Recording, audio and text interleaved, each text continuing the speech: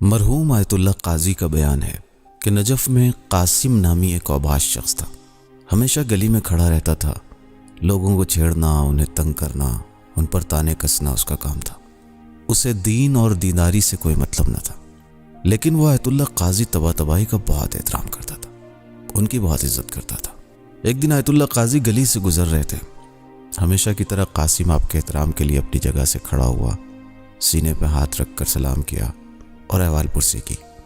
آیت اللہ قاضی نے اس سے پوچھا، قاسم تم میرا احترام کرتے ہو، کیا تمہارے دل میں میرے لیے عزت ہے؟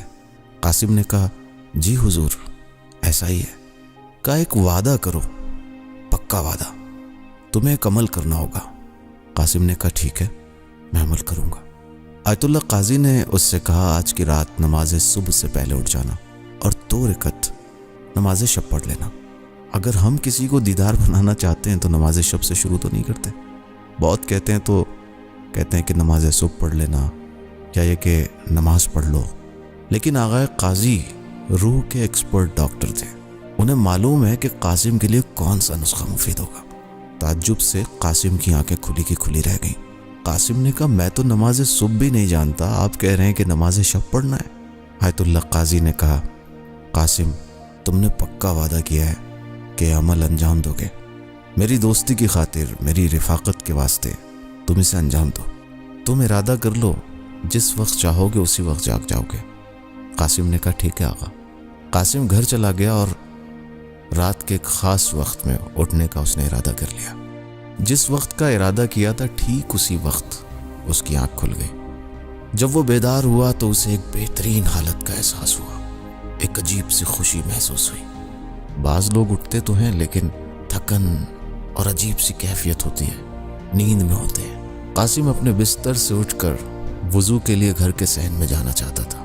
اسی حال میں وہ وضو کے لیے آستینوں کو اوپر کر رہا تھا، اچانک اسے شرمندگی محسوس ہوئی، اللہ سے شرمندگی۔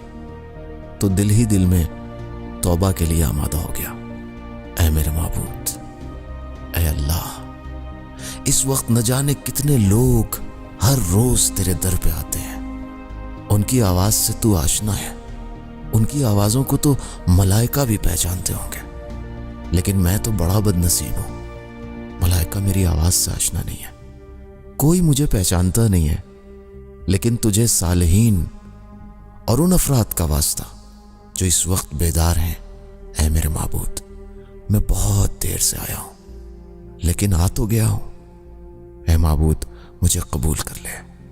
علماء بیان کرتے ہیں کہ اس کے بعد سے یہی قاسم آیت اللہ قاضی کے قریبی شاگردوں میں شمار ہونے لگا۔ لوگ قاسم کے جھوٹے کھانے کو یعنی بچے ہوئے کھانے کو تبرک کے طور پر لے جاتے تھے۔ آیت اللہ قاضی کی عظمت اپنی جگہ ہے، لیکن ظاہر ہے کہ وہ خود کو امام حسین علیہ السلام کے خاک پا بھی شمار نہیں کریں گے۔